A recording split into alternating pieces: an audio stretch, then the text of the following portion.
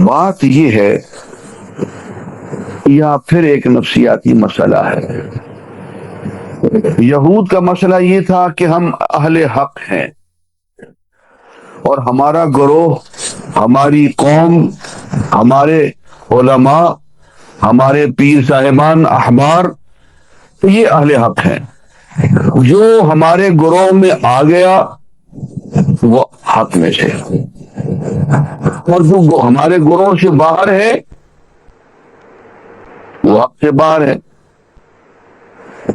یعنی یوں سمجھ لیجئے کہ ایک خاص قسم کی قومی عصبیت کو، گروہ پرستی کو، نسل پرستی کو انہوں نے حق پرستی کے ہم معنی قرار دے دیا تھا کہ جو یہود کے ساتھ جو متعلق ہو جائے وہ تو اہل حق میں سے، اور جو ان کے ساتھ متعلق نہیں ہے وہ اللہ کا رسول ہی کیوں نہ آ جائے اس کا حق سے کوئی واسطہ نہیں۔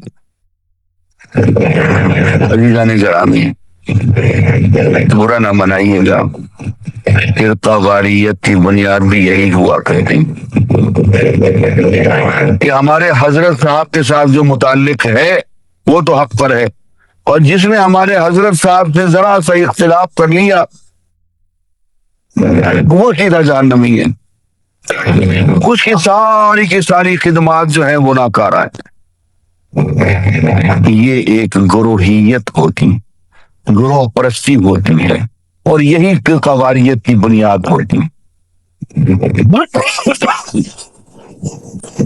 اب آ کے انہوں نے حضرت ہارون کی پٹائی شروع کر دی،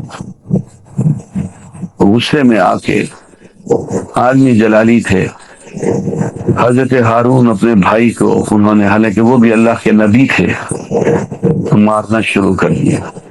اس لیے میں تمہیں اپنا نائب بنا کے گیا تھا کہ میں جب واپس اور بچڑا گوشالہ پرستی شروع ہو جائے، بچڑے کی پوجا ہو جائے۔ اب یہاں ایک جملہ آتا ہے قرآن مجید میں، عزیزان گرامی، آج اس جملے پہ آپ کو غور کرنے کی دعوت دیتا ہوں۔ حضرت ہارون کہتے ہیں کہ یبن امہ، میری ماں کے بیٹے، لا تأخذ بلحیتی ولا برأسی، میری داڑھی سے اور میرے سر سے مجھے نہ پکڑ۔ پتہ چلتا ہے کہ انہوں نے ایک ہاتھ تو آج آپ کی داڑھی میں رکھا ہوا ہوگا اور ایک ہاتھ سے بال نوچ رہے ہوں گے اور جھٹکے دے رہے ہوں گے، یہ پتہ چلتا ہے۔ لا تأخذ بلحیتی ولا برأسی، میری داڑھی سے اور میرے سر سے مجھے نہ پکڑ۔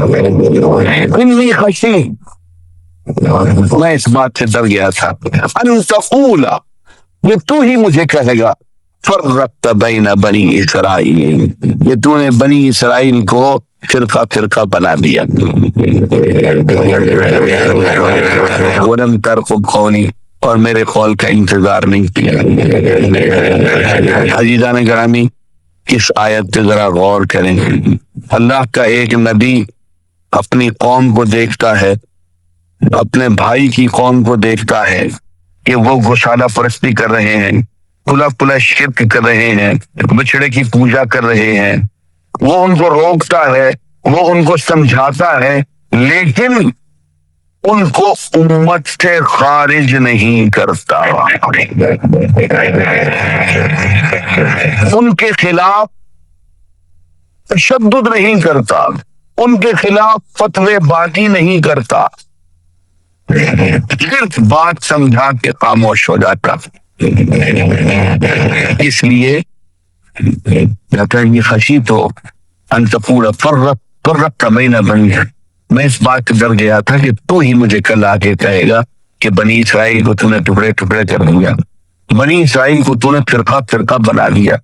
پتہ یہ چلا کہ اللہ کا نبی شرک کو برداشت کر لیتا ہے، بچڑے کی پوجا کو برداشت کر لیتا ہے، لیکن قوم کو ٹکڑے ٹکڑے فرقے فرقے بنانے سے تیار نہیں ہوئے۔ کاش اس بات پہ ہم کبھی غور کر لیں۔ اور پوجا یہ میں نے دیکھا، یہ واقعہ میرے سامنے نہیں ہوا، لیکن میں اس زمانے میں وہی تھا۔ شکر گڑھ کی سب سے بڑی جامع مسجد میں ایک بیچارہ قسمت کا مارا دوسرے فرقے کا آدمی آ گیا، اس نے نماز پڑھ لی، تو امام صاحب نے، خطیب صاحب نے حکم دیا، دو آدمی آئے، اس کو سجدے کے عالم سے اٹھایا۔ ایک آدمی نے اس کو پیچھے پاؤں سے، ٹانگوں سے پکڑا، ایک نے ہاتھوں سے پکڑا، اس کو جناب گھسیٹتے ہوئے لے گیا، مسجد کے باہر پھینک دیا اور پھر مسجد کو دھویا۔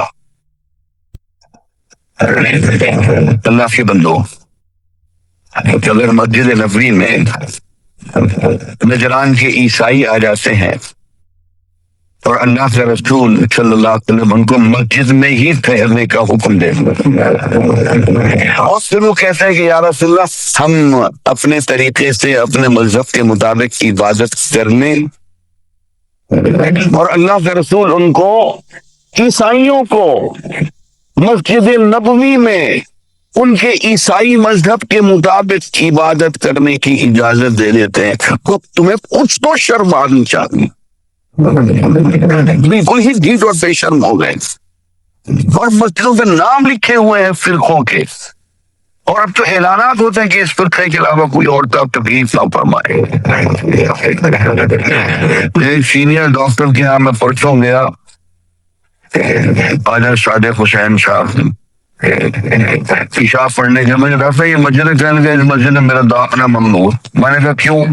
کہنے لگے وہ 6 رمضان کی بات ہے کہ میں نے مجھے مولوی صاحب میں نماز پڑھ رہا تھا، انہوں نے جب الضالین کہا، میں نے اونچی آواز سے آمین کہہ دیا، انہوں نے کہا وہ جس نے آمین کہا ہے کوئی اور مسجد ڈھونڈ لے۔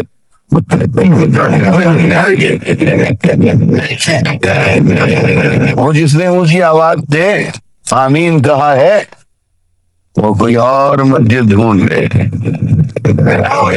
عزیزان گرامی، سوائے اس کے میں اور کیا کہہ سکتا ہوں کہ شرم تم کو مگر تم نے نہ اللہ کے قرآن کو پڑھا ہے، نہ حضور کی سیرت کو سمجھا ہے۔ اللہ کا رسول تو عیسائیوں کو مسجد نبوی میں عیسائی مذہب کے مطابق عبادت کرنے کی اجازت دے رہا ہے، اور تم آمین بالجہر کی اجازت نہیں دیتے ہو۔ تم ذرا ذرا سے اختلاف پہ لوگوں کو مسجد سے اٹھا کے باہر پھینک دیتے ہو۔